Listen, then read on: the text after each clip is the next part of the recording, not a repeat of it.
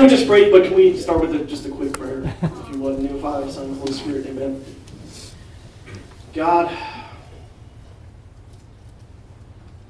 we thank you for another day on earth. It's awesome down here. Thank you for all the gifts and blessings you've given to us today. Thank you for the gift of life, the gift of our bodies. Amen. Father, Son, Holy Spirit. Amen. So, as you guys know, my name is DJ. My last name's actually Hueneman. I tell everybody it rhymes with, he's the man. Hueneman. But it's tough to pronounce. But any freshmen in the building? Oh my gosh, fresh. Cool, fresh. All right, awesome. Welcome, freshmen. Hey, you guys were all freshmen at one time. Don't try to pretend like you weren't freshmen.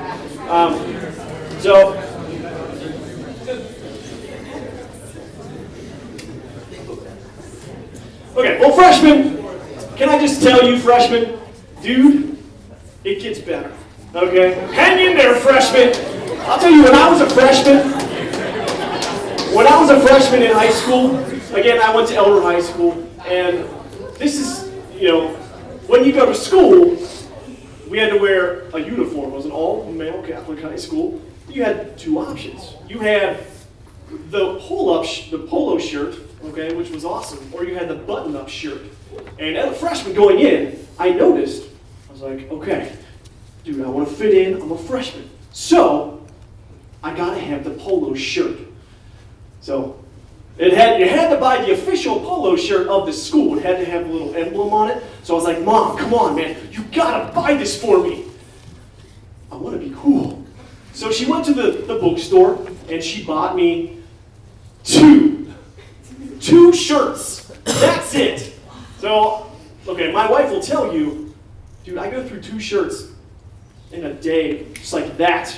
I'm a messier eater than my 1-year-old son. Okay? So, naturally, I had a day that I was late for school. I did not have a polo shirt clean. So I did what any red-blooded American kid would do. Dude, I went in the dirty laundry, I dug it out, smelled it, and I was like, oh man, okay, I put some water on the stains, the barbecue stain, then I threw it in the dryer real quick, get the wrinkles out, got my stuff together, it was done, got it in the dryer, threw it on real quick, went to school. First bell, first class of the day, I got there. My best friend sitting behind me, he goes, dude, what's on the back of your shirt? I was like, ha, real funny, dude, yeah. Why are you trying to play with me, huh? And he's like, man, seriously, what's on the back of your shirt? I kid you not. Through the magic of static electricity, I looked at my back, and my mom's underwear was stuck to the back of my shirt. Okay, I was a freshman, okay? I didn't know the policies of the school. So I took that thing and I was like, oh my gosh, shoved it in my backpack. And I looked at my friend behind me, thank God he was my friend. And I said, dude, if you tell anybody about this, you're dead. And he didn't. But I was so terrified the whole day. I thought this is going to be the day that the drug dogs come in and they do random backpack searches. And the principal's going to be like, book, notebook, pen, Mr. Hueneman, what do we have here? And I was like, let me explain. But hang in there, freshmen. It gets better, okay? Embarrassing things will happen to you. Maybe stuff is embarrassing that happened to me. Maybe more. I survived. You will survive too. But in high school, I feel like anybody that talked about anything to do with sexuality, they used the fear-based approach. Immediately, the first thing they would do is they would say, you know what this is? No, it's not a Pokemon. This is hepatitis. Magnified 1,000,000 times. It's an STD. You're going to get it. You're going to die because sex is bad. You know what this is? Crabs. You're going to get it and you're going to die because sex is bad. Right? So they just tried to scare the daylights out of us. And it was just crazy because all of us kids, we were just left to just like, we're just shaking in the corners, like holding our heads like, oh, I don't know. We're just ashamed of ourselves, I guess. And they never talked about anything to do with love. And anything having to do with sexuality. It's a difficult subject, but I feel like it all boils down to one question. Is this love or is this use? Is it love or is it use? Now, I'm sure a lot of you guys know what love is. I go to the Catholic Church's teaching on love. Love is to will the good of another. And St. John Paul II said it best when he said, the opposite of love is not hate, but the opposite of love is use. To use someone. And one of the main things out there right now in our culture that I firmly believe that is training people to use other people is pornography. And as Brad said, the statistics on this they're just outrageous. 9 out of 10 boys are exposed to pornography before the age of 18. 6 out of 10 girls are exposed to pornography before the age of 18 as well. And maybe you're part of this small percentage that has never been exposed to this stuff. And I say, good for you. Keep it up. You're not missing anything. You may think it's like all great, like I can come up here and talk about pornography and hold a microphone, but I would trade places with you in a second, in a heartbeat, because I'm part of this statistic. I've been exposed to this stuff. This is me.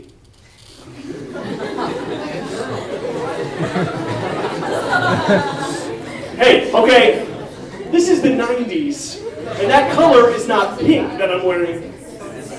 It's sand.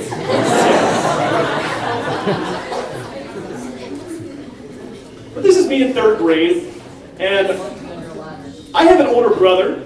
He's about 10 years older than me, and I thought my older brother was the coolest. And I was that younger brother that was just so excited to be around my older brother all the time. And we actually shared a bedroom together. And we had bunk beds.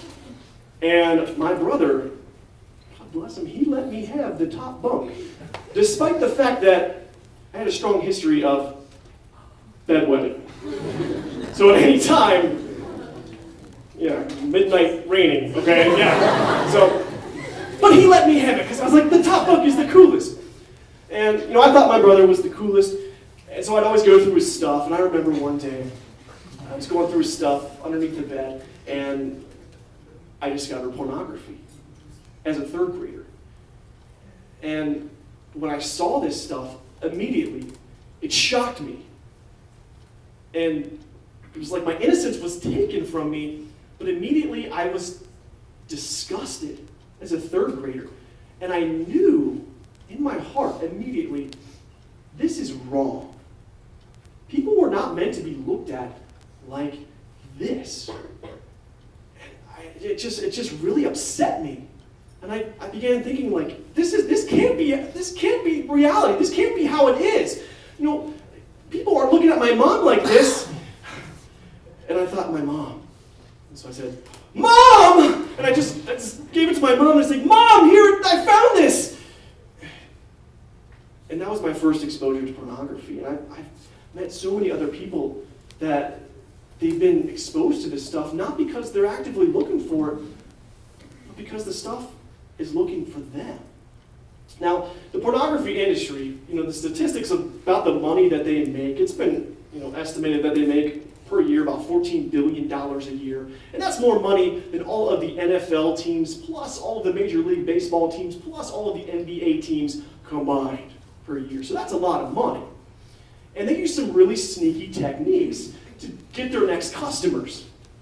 One of the sneaky techniques that they use is called porn napping. And what this is they'll go out and they'll take the website names of popular kids' TV shows, magazines, video games, whatever it is, or other popular companies or things that maybe they don't have a website. They'll purchase that website name and they'll put pornography on it. And what this led to in my life was just continual exposure to pornography. I remember vividly in grade school, in computer class, the entire class was exposed to pornography because of a website called whitehouse.com. And you think, oh, the White House. But the actual White House website is whitehouse.gov. And so this person bought the website name whitehouse.com and put pornography on it. And it went around our filters at school, and the entire class was exposed to pornography. And this person actually got a letter from the White House. They told him, hey, this is not okay. A lot of kids are being exposed to pornography because of this trick that you're doing. He didn't respond. This was a pornographic website for a number of years, all the way up until 2004. The guy finally took it down because his own son was entering preschool and he feared that his son might be exposed to pornography. So there are some very sneaky techniques out there. If somebody stumbles upon a pornographic website, they try to click the X. The porn companies use sophisticated software, something called mouse trapping, where if you click the X, another window pops up. So honestly, there's a lot of traps that are set out there. They also use really deceitful banner ads on other websites, some of them designed to be games that people play and they click on it, it leads them into a pornographic website. It's been estimated they send about 2.5 billion pornographic email solicitations a day. I've heard people even say that if you have an email account, you've probably received some kind of pornographic solicitation. So honestly, the traps are set. They are set. So we have to actively engage this and talk about this, because if we don't, there's a huge possibility that we could be exposed. Now, what's the problem with pornography? People always ask, what's the harm in pornography? And actually, you know what? Can we have a volunteer to come up? Don't everybody volunteer at once during the porn presentation. You want to come up? Okay, come on up. Great. What's your name? I'm Sam. Sam. DJ, nice to meet you. Cool. Great. All right. So Sam, we're going to do something here. We're going to pretend that we're going to do like a little flash forward montage. Okay. Let's flash forward. Let's say that you're called to the vocation of marriage. Sure. Cool. Right? Okay. So let's say it's your wedding day. It's awesome. You get the pictures and everything. You have the ceremony. The priest is there. Jesus is there. It's awesome. You say I do. Then afterwards you have the reception, and it's awesome. And we'll have some visuals here. So this is your wife. You'll hold this. Okay, here we go. Yeah, she's so cute. Her name is Paula. Her last name is Plunger. So Sam and Paula, they are dancing. It's their first dance as a married couple. Oh my gosh, it's so cute, everyone. Their first dance as a married couple, and they're just staring deeply into one another's eyes. It's great. And Sam says to Paula, Paula, I love you. You're so amazing. What are you thinking about right now? And she says, oh, honey, what am I thinking about right now? I'm just thinking about this naked person I saw on the internet a couple months ago. Sam responds, gross. Right? Gross, right? Yeah, okay, gross. Yeah, thank you so much. Everybody give Sam a round of applause.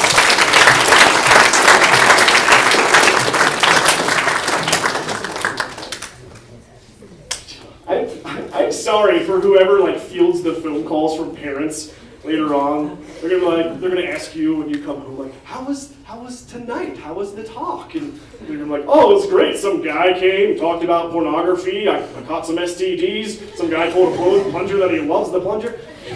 So I apologize in advance for who's ever taking these calls from the parents. I joke around, but honestly, pornography, it does have the ability to affect our future relationships, our current and our future relationships. And when somebody looks at pornography, pornographic image, video, whatever it is, there's a chemical that's released in the brain. A number of chemicals. One of those chemicals is called norepinephrine. And what this does is it basically flashbulb burns that image into the person's brain. So honestly, somebody could be looking at a video for a couple of seconds, but that image is already burned into their brain. So it could take years and years to forget that image, and it could affect your future marriage one day. I myself, I told you that I was continually exposed to pornography, and it eventually led me to basically getting hooked on the stuff. And, by the grace of God, I'm away from pornography now, but I'm still dealing with the consequences 3 years into my marriage. I heard one former porn star, his name's Randy, they interviewed him, and he estimated, he couldn't even count the number of women that he had slept with, and he estimated that 3,000 women. And the interviewer asked him, how was it having sex with all those women? And his response, it sounds a little vulgar, but he said, I didn't look at it like sex. It was kind of like I just borrowed their bodies to masturbate. And, so many people that are exposed to pornography, I know people that are married, and maybe they do stop looking at pornography and using pornography, but they're still dealing with the effects. And basically they treat their spouse like this. They treat their spouse just like a blank screen upon which they project all of these images that are burned into their brains, all of these fantasies and things that are burned into their brains. And that's what they think of as intimacy. They have no idea what God has in store for us. Basically, they're just saying, I don't care about who you are, your feelings, anything. I just need your body. Now, another thing that it can be kind of damaging to the person. I told you guys, I've worked as a firefighter and a paramedic, and one of the big things, at the fire department is we would get 911 phone calls continually for heroin overdoses. I mean, it's just sad. This stuff is everywhere. And if you guys don't know what heroin is, it's a drug that they melt it down and they inject it directly into their veins. And it goes, into the bloodstream, up to their brain, affects the brain, causes a high, physically and chemically changes the brain. It is addictive. And the problem is, if you inject a little bit too much, which there's no definite level of what is too much, you overdose. And it knocks out the person's respiratory drive. They stop breathing wherever they are, and basically they die. So we get all these 911 phone calls for these heroin overdoses, and we arrive on scene. People, maybe there's a person there trying to do CPR, not very good. We'll take them off, we'll do CPR. We give them a drug, and this drug is called Narcan. It's an opiate inhibitor, and what it does is it goes up in the brain, locks that heroin, the person immediately wakes up, and they vomit because of the medicine, and they look around and they see this whole room filled with firefighters and paramedics. And what do you think they say? Thank you so much? No. They're so angry at us for taking away their high. Literally, these people throw punches. We have to have the cops there to pin these people down. I've had people try to run out of the ambulance. They run away, even after the fact that we tell them that drug we give them, it only works for about 20 minutes. It metabolizes fast in the body. So wherever they are after the 20 minutes, it could potentially take back over, knock their respiratory drive out, and they could basically die wherever they are. And the reason I tell you this is because a lot of researchers are showing that pornography affects the brain in a similar way than crack and heroin. I'm not saying that every single person that sees pornography gets addicted to it, but people do have withdrawal symptoms. They use it as to get through specific moods. I'm really tired, I need to use pornography. I'm really stressed, I need to use pornography. I'm really depressed, I need to use pornography. And I can tell you firsthand, that was my life. And also, it's training. It trains you to use. Now, I always wonder, like, what would the saints say about pornography? And it just so happens that we have a saint that talked about pornography. So St. John Paul II, this is one of my favorite quotes from JP2. He said, "The problem with pornography is not that it shows too much of the person, but that it shows far too little." When I first heard this, I was like, what? Is he saying that it doesn't show enough? And I got it. We're not seeing the humanity of these people. This is Shelley Lubers. She is a former porn actress, and this is a quote from her. She says, talking about why she did porn, she said, "I did it for the lust of power and the love of money. I never liked sex, and I never wanted sex. And in fact, I was more apt to spend more time with Jack Daniels than some of the studs I was paid to fake it with. That's right, none of us freshly dyed blondes like porn. In fact, we hate it. We hate being touched by strangers who care nothing about us. Some women hate it so much you can hear them vomiting in the bathroom between scenes. But the porn industry likes you to think we porn actresses love sex. They want you to think we enjoy being degraded by all kinds of repulsive acts." Now, this woman, through the grace of God, she found Jesus Christ. She was out of the porn industry, and now she is a speaker. She talks all about pornography, trying to save women from pornography, and she's actually happily married now she's actually a pastor. But she suffered from all of this. She talks about stuff that people don't talk about. She was exposed to 2 non-curable STDs. She got human papillomavirus and herpes type 2, which eventually led to her getting cervical cancer, and she had to get half of her cervix removed. This is one of the porn producers. He actually said this when he recruits his people into pornography, his actresses. He says, "Amateurs come across better on screen. Our customers feel that. Especially by women, you can see it. They still feel strong pain. These people need our prayers." This is another popular woman that was in pornography. We have to ask ourselves, who are these people? Are we seeing their true humanity? This is Pamela Anderson. And, she was, one of the most popular, models, and she was in the pornography industry as well. But who is this person? When we look at this image, who do we actually see? When we look at, anything, these people that are into the pornographic industry, that's somebody's mom. That's somebody's daughter. That's somebody's sister. Who is that person? We have to see their full humanity. As Jason Everett says, the way to get over pornography is actually to love porn stars. We have to love these people. We have to pray for them. We have to recognize their value even if they don't see it in themselves. Now, guys, talk to you guys for a second. We've got to talk about true manhood. What does it mean to be a true man? Because I've done a lot of manly stuff in my life. Not to brag, but I was searching for manhood, I had a mohawk at one time. I went backpacking in bear country. I played football. I was the kicker, but I was the 7th string wide receiver. So 6 people got hurt. It was my time to shine. I played hockey too. I actually set a record. I should tell you this. I set a record at my school for the most penalty minutes. Look at the face of that person. It's scary. It's not a good record. Do not congratulate me. And of course, the firefighting thing. But, all this stuff is what society says is manly things. But I'll tell you about a time that I felt the manliest. One of the times. It was in high school. I was in high school. I went over to my friend's house.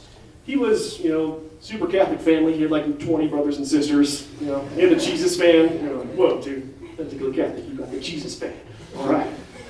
And I went over there. He had an awesome house. People were always over his house. It was a nice place to be. His backyard was awesome. And we went over one day, and there was this girl. It was his neighbor. She was a year younger. And she was swinging on the swings.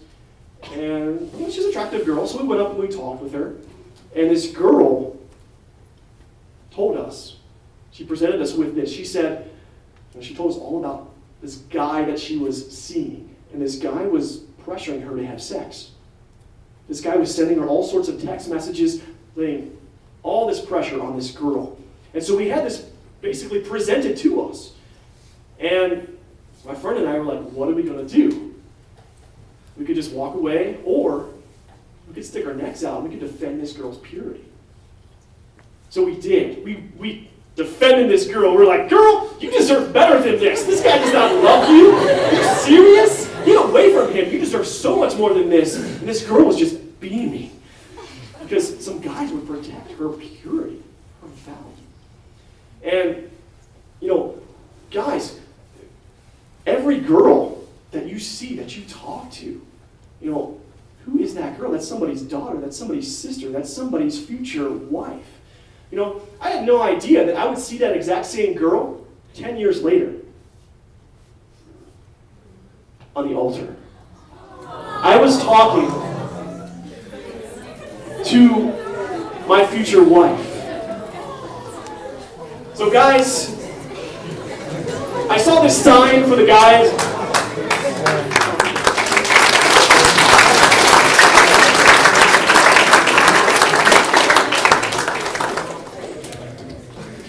She's pretty amazing. Don't clap for me, that's for her. Yeah. But guys, I saw this sign and it said, it was at a work site where you wear like the hard hats and everything. And it said, think the life you save may be your own. That is a great short. I changed it up for the guys though. Guys, protect the wife you save may be your own. Really quick though for the girls. Can I talk to the girls very quickly? Girls, oh my gosh, girls. Girls, you deal with so much. I'm glad that I'm a guy. Not because yeah, guys are macho, but dude, I could not handle being a girl. You deal with so much. Every single day, you hear all of these messages.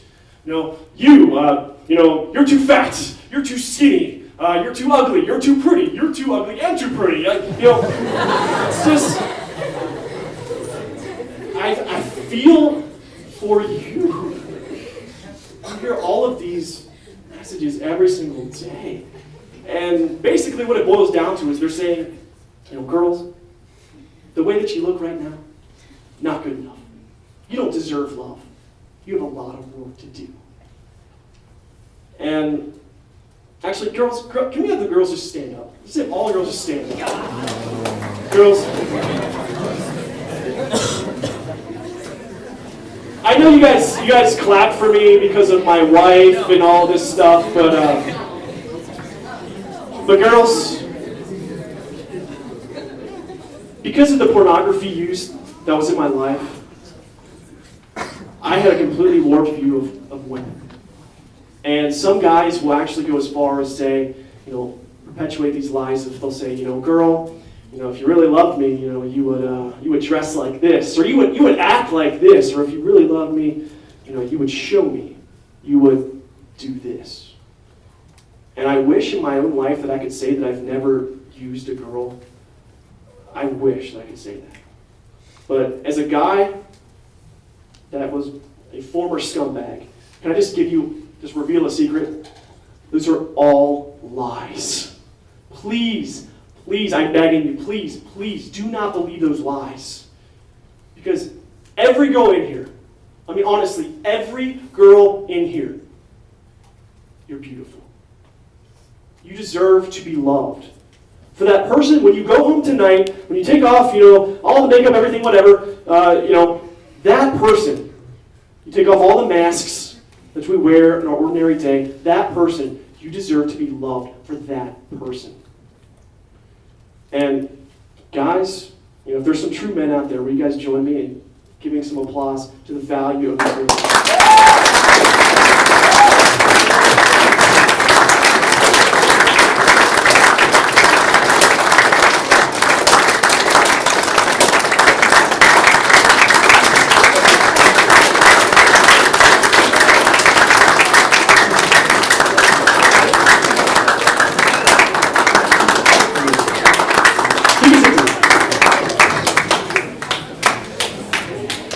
honestly, that situation is going to be presented to you. You're going to be in a situation where guys are disrespecting girls. They're treating girls the way that they do not deserve to be treated. They're talking about girls in a way that they do not deserve to be talked about. What are you going to do? Are you just going to go with the flow? Are you going to stick your neck out there, risk being made fun of, and be a true man? Because, a dead body can just float with the current, but it takes a live body to swim against that current. So what are you going to do? I'm challenging you. Now, I know we went over a little bit, but very quickly, if somebody's struggling with pornography, maybe it's not pornography, maybe it's lustful thoughts, maybe any kind of impure thoughts, what can they do to overcome it? Things that worked for me. Number one, prayer. I know that seems a little cliche. I'm like, yes, just pray. No, honestly. I went through this huge struggle in my life, and the one thing that I did not do is I did not pray. And I remember the one time that I was literally in tears after losing a battle with pornography, and I was just thinking to myself, is this the kind of husband that I want to be someday? Is this the kind of father I want to be? And I broke down in tears, and I just prayed a simple prayer of, God, get me out of this. And so many people, I think, are afraid to ask for the gift of purity. But please, please, please pray. Because the line between what pornography is in mainstream media now is just getting grayer. 50 Shades of Gray, okay? So we need to take this 50 Shades of Gray and we need to trade it in for the 50 Shades of Grace that are offered to us by the beads of a rosary. So I always carry a rosary with me at all times. This rosary is not just for old grandmas, okay? No, this is a super powerful spiritual tool. This is a pocket rosary. The rosary prayer is amazing. Second one, confession. Confession is amazing. I didn't go to confession for 9 years of my life. I was terrified. But please go. I know you would have confession offered tonight. Maybe you go to confession regularly and you're kind of nervous to be specific. Be specific. Especially about sexual impurity. Be specific. You've got to show that wound to the doctor, to God, so he can heal it. Because if you hide it, it's just going to get worse. Know the triggers. Know your weaknesses. I heard one person say, the chemical reaction that happens in the person's brain when they're put in this situation to lust, it's, there's a number of steps that happen. And one of the best things that you can do is you can recognize that this is a trigger, whatever it is, and you just say out loud, that's a trigger. Say it, verbalize it, or whatever phrase you want to say. Use one of the Psalms. God, how wonderful is your dwelling place. Right? Say it out loud. And then last, accountability. Accountability. You guys look around. I would have, oh my gosh. In high school, I didn't have people like this. You guys are blessed. Take advantage of it. Get with somebody and say, hey, do you want to be an accountability partner? Let's talk about this with ourselves. Can we get together once a week? Can you text me if you're ever in a tempting situation? Have an accountability partner. And then continue to ask the question, is this love or is this use? So thank you guys so much. I'll be around if you guys ever want to talk, afterwards. And we'll end with a very quick prayer in the name of the Father, the Son, and the Holy Spirit.